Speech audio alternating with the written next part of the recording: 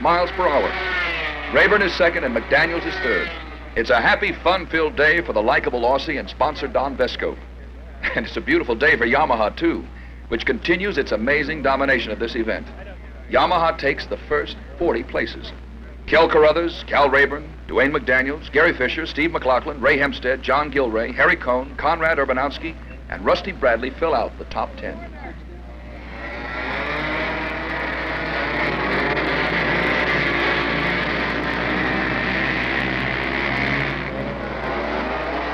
It's not classic road racing, but this part of Daytona's Bike Week race program is just as exciting and probably more fun. Combine the quarter-mile dirt track at Daytona's Memorial Stadium, 250cc bikes, and 200 riders hungry for a total purse of $4,800 distributed over the 2 nights of racing, and you've got nothing but action.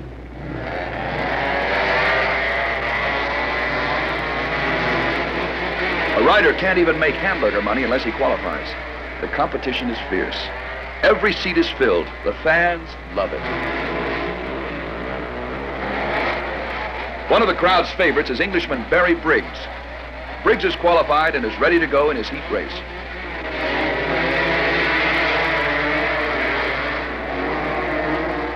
Briggs' unusual style was a big hit at the Yamaha Silver Cup in Madison Square Garden. It's just as popular here. Barry puts his 250cc Yamaha into a full lock slide through the turns. If Briggs is in front of you, it looks like you've got to go all the way to Jacksonville to pass him.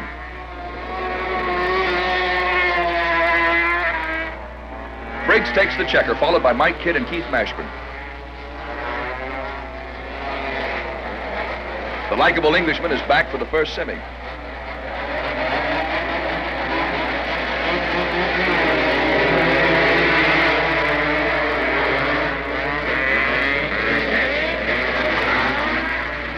Ken Roberts, number 80Y, a youngster from Redwood City, California, challenges Briggs for the lead. For 6 laps, the 2 riders stay neck and neck. Neither one ahead by more than a bike length at any time.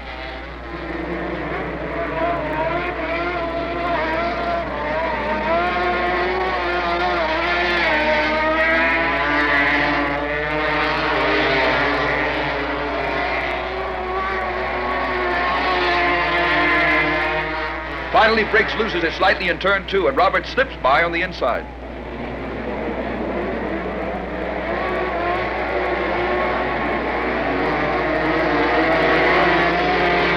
Little Kid hangs on to win it, followed by Briggs and Dave Sell. Gary Scott, number 64R, and Rex Beauchamp, number 34E, are favored in the second semi. California rider Gary Scott breaks out front at the start. Beauchamp is second.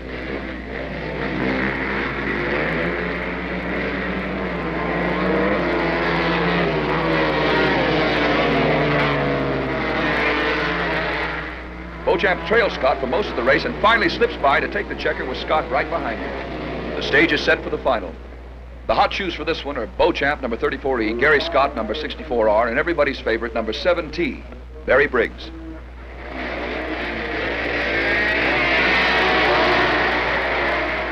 Beauchamp, Roberts, and Scott jump to the front in that order. Where's Barry Briggs?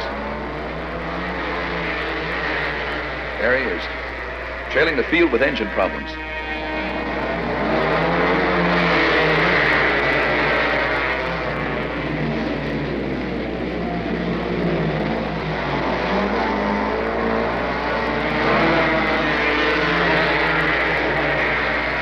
Beauchamp, Roberts, and Scott go round and round until the last lap. Then Gary Scott takes second from Ken Roberts, and it's all over. It's a big pay night for Rex Beauchamp, the expert from Michigan. For Barry Briggs, it's a sad finish to a great performance. But in this case, there is a tomorrow. Another night of racing and a chance for Briggs to get it all back.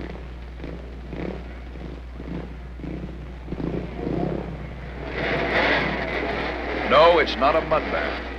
It's Daytona Memorial Stadium's dirt track after a 2-hour thunderstorm. It's Saturday night, the last night of the short track program for experts and juniors. And with $2,400 left in the prize money, everybody's going hard. The mud is flying, and so are the tearaway face shields. And so are the bikes and riders.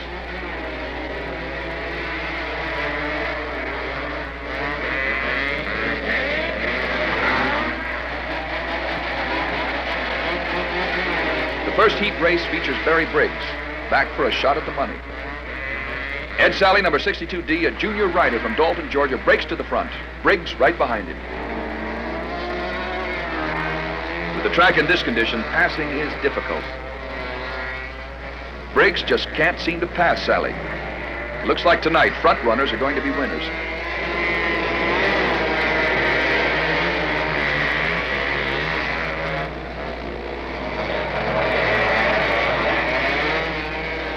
And that's it. Sally sails home the winner. Briggs is second. Mike Kidd is third.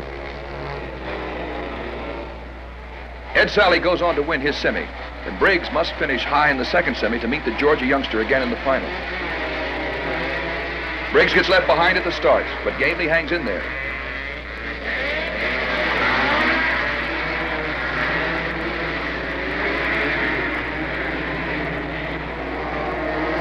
Coming into turn 4, Briggs banks his Yamaha like an airplane and smokes off one rider on the outside.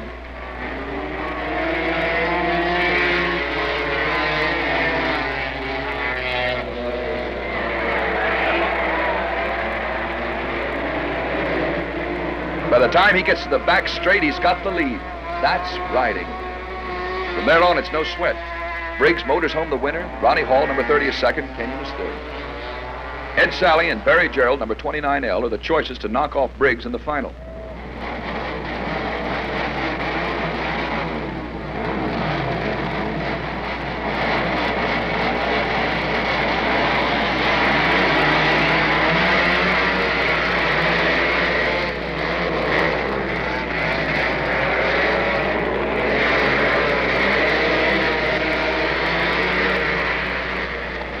After a little bumping, the race settles down with Sally in front.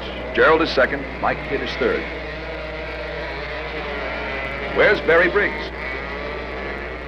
Looks like a sick engine again.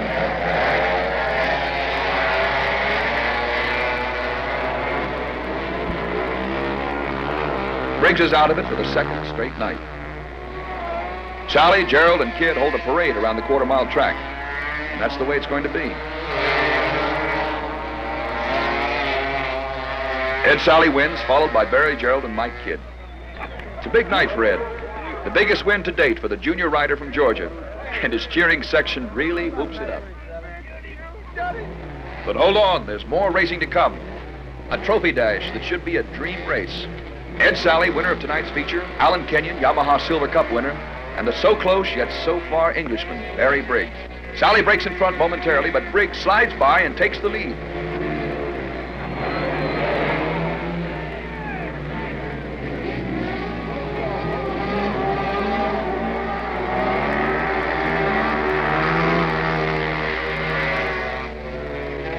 Looks like no one will catch Barry this time. His bike is running perfectly.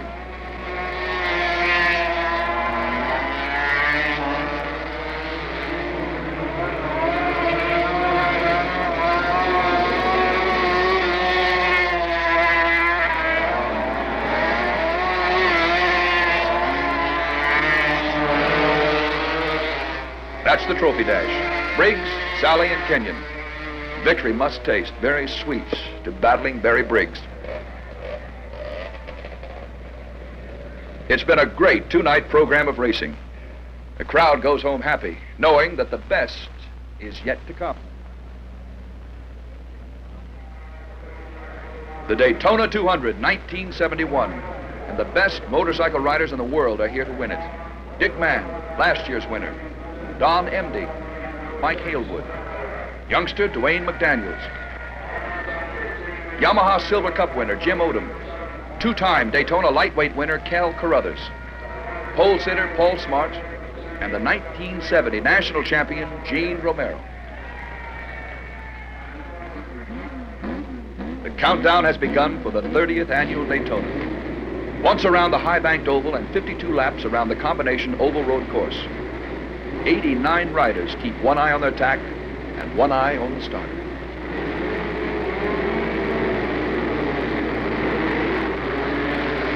There they go. Even on the first lap, the field stretches out to fill up almost a quarter of the 3.81-mile course.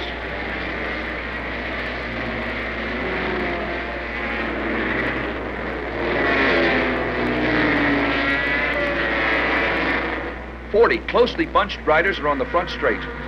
They'll dive into the infield for the first time in one huge mass. Young Gary Fisher, number 110, holds the lead in the early going. But Fisher fades fast with mechanical trouble, and pole sitter Paul Smart, number 12, takes the lead, followed by number 20, Mike Hailwood.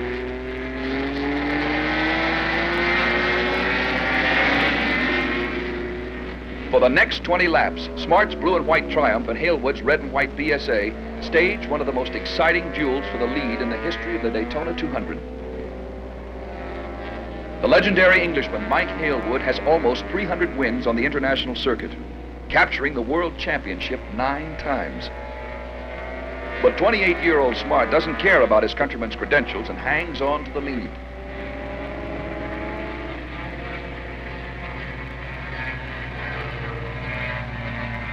Their lap speeds are averaging over 110, which puts them at better than 155 miles per hour on the straights.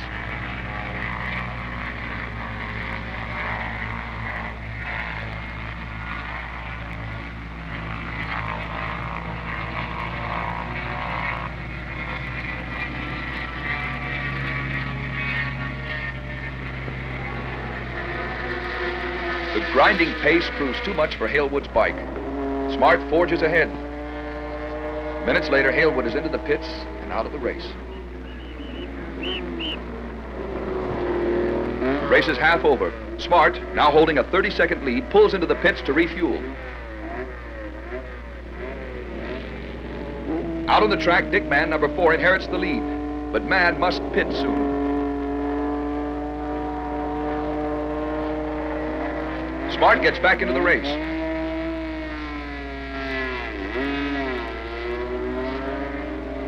Mann still leads. Smart is second. Gene Romero, number 1, runs third. Number 25, Don Emdy, is fourth. Mann is into the pits, relinquishing the lead to Smart. There's a fire. It's number 98, Ron Widman. Dick Mann is on his way. The safety crews have the blaze under control, and Gene Romero, number 1, comes in through the smoke.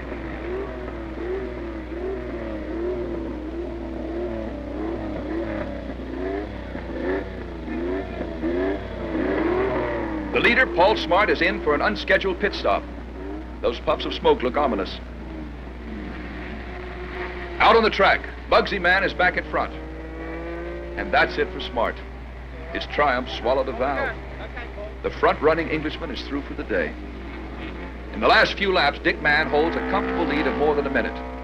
Gene Romero's Triumph runs second. Number 25, Don Emdy, on a BSA, is third. The Harley-Davidson of Roger Ryman, number 78, is fourth. And Jim Odom's number 18 Yamaha is fifth. And that's the way they finish, as Dick Mann wins his second straight Daytona 200 in record time, averaging 104.737 miles per hour to eclipse the mark he set last year. It's Mann, Romero, and Emdy in victory lane. Yamaha riders Jim Odom and Chuck Palmgren finish 5th and 6th. Australian Kel Carruthers is 10th, even after spending more than 3 laps in the pits. And the record crowd of 42,000 takes home a memory of a great race. That's road racing Daytona style. Road racing, as well as most of the other forms of motorcycle competition, got some much-deserved publicity recently. In the feature film Little Foss and Big Halsey, which was released by Paramount Pictures, they put together a super collection of racing footage that there just wasn't time for in the finished film. But here it is.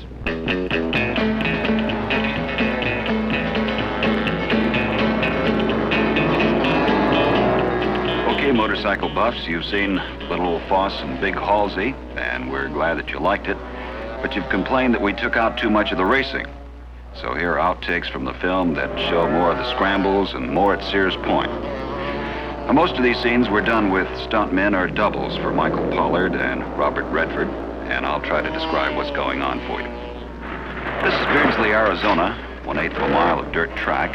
There was a lot of racing film that we couldn't use in Little Foss because of the length of the film. Now, this was done in the middle of the desert, about miles from anywhere and 125 degrees of heat. We just staged our own race, and all the local riders came out and worked with us.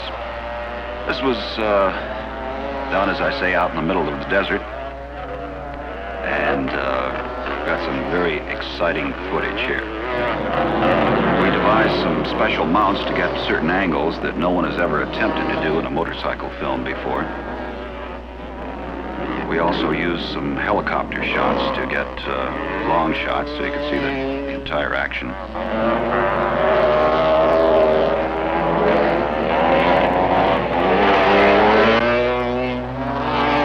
This is one of the helicopter shots.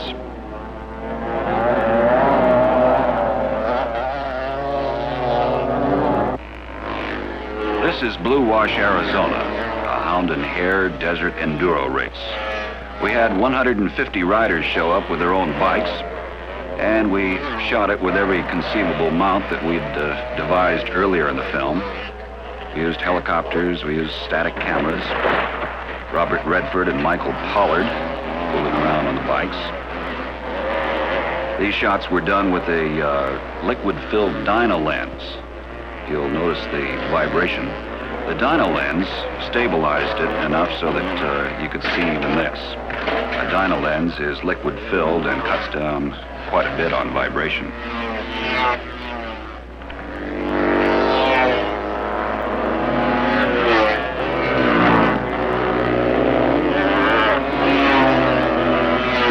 That was a stunt man going into the cactus. Now, when you see these close shots, they're special mounts. When you see the close shots in on the wheel and on the tank. It took us about 4 full days out in the desert to shoot and get all the various angles, which enabled us to cut it together and to follow the riders throughout the race. We staged this race in some of the roughest terrain that we could find. We staged a lot of jumps, and you're going to see a spectacular one in just a moment.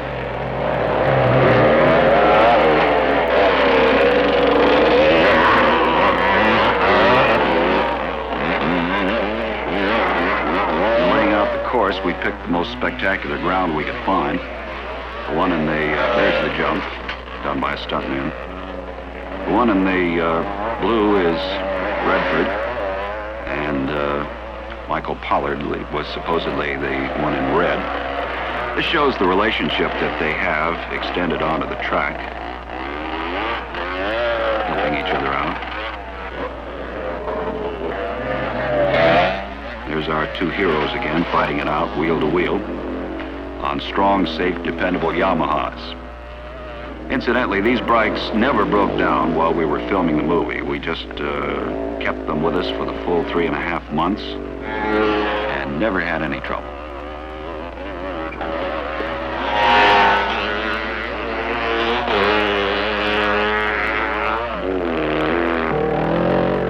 This was done from a helicopter, just tracking the riders across the terrain. The purpose of this shot is to almost make it look like a Western, to try to show the analogy between the man and his bike and the cowboy on a horse.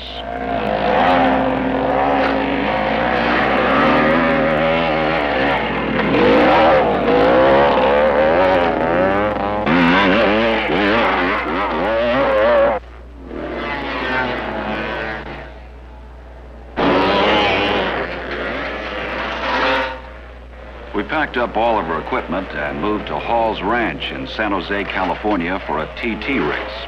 This was a hard race to film. Again, we laid out the course so that we could get the most spectacular stunts and tricks through ravines and gullies. And we followed them with our mounts and portable cameras. A lot of the stunts were planned and a lot of them just happened. Now, this was shot with a mount that has the dyno lens, whenever you see that angle. There's very little vibration. It's a gyro-mounted platform that stabilizes the camera.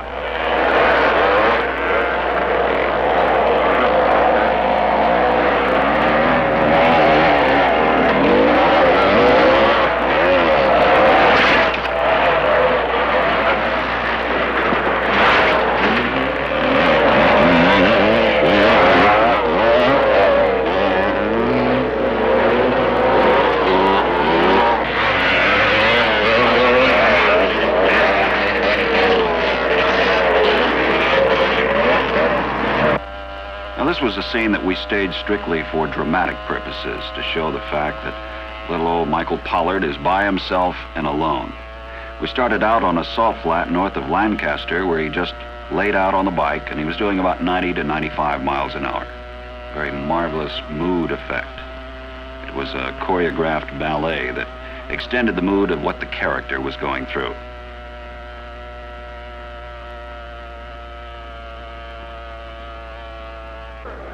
Side hackers. This probably was the most exciting visual sequence in the film. We shot this at Willow Springs. The Side Hack Association of Southern California all came out in force, and they brought the side hacks with them. Now, some of these guys had never done this before. They literally followed the lead drivers. Whenever someone hung out, why, the other guys following him would do the same. How's that for brains?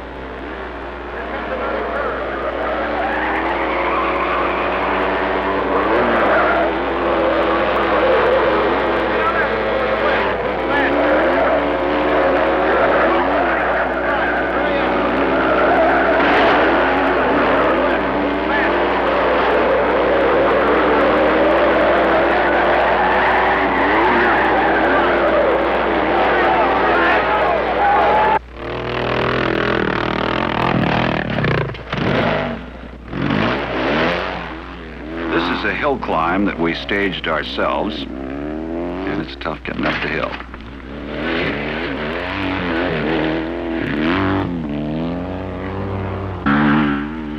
This is Michael Pollard, our hero. Little Fuss makes it all the way up to the top. Once at the top, we packed up and moved on to San Francisco, where we shot on the national circuit at the road race at Sears Point, the 200-miler.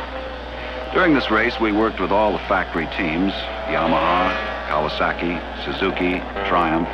We shot in the race itself with our own bike that was entered. We had a camera on it to cover the rest of it. And then we also had helicopters and stationary cameras. These bikes on the straights were doing about 150 miles an hour. It was a good turnout. There were about 10,000 people there on a Sunday. It's a beautiful track. It's a beautiful race. And the last race of a beautiful movie. That's how they do it in the movies. Now here's 14 ways you can do it.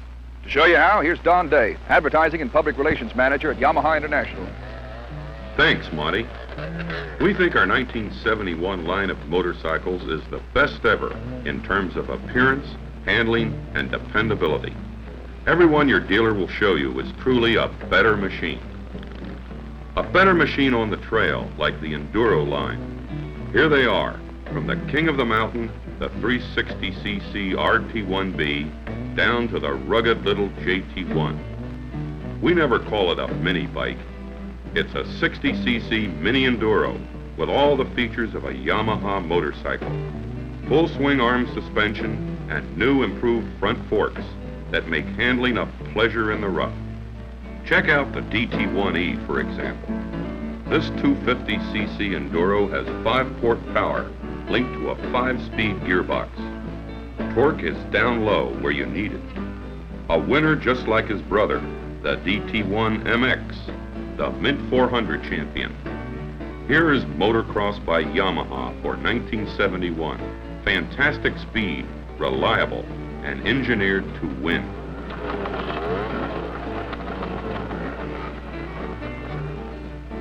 Here's the street world of Yamaha.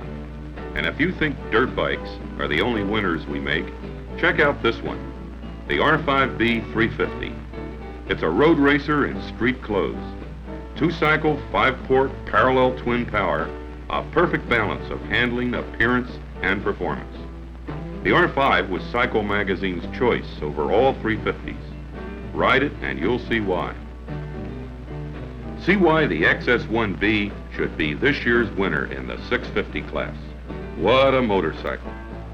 So far, the only 4-cycle overhead cam twin-cylinder 650 with power to spare. Look at those front forks. The XS1B handles like a lightweight, On the street, the trail, and in the winner's circle. Champion machines all, with Yamaha's exclusive Autolube automatic oiling system, waterproof, dust-proof brakes, and new directional signals. You've got to see them, ride them, to know why we say again in 1971, Yamaha, it's a better machine. Yamaha and your local Yamaha dealer have tried to bring you a look at motorcycling that you rarely get to see. They've enjoyed doing it. I hope you've enjoyed seeing it. The people at Yamaha know what motorcycling means to you and guarantee it means the same to them. To preserve it, to keep it healthy and growing and strong. Keep this in mind.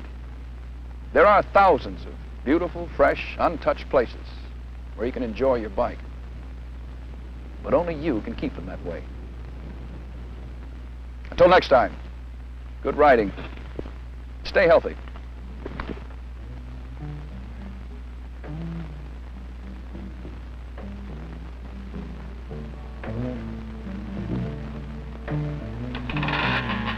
Mm-hmm.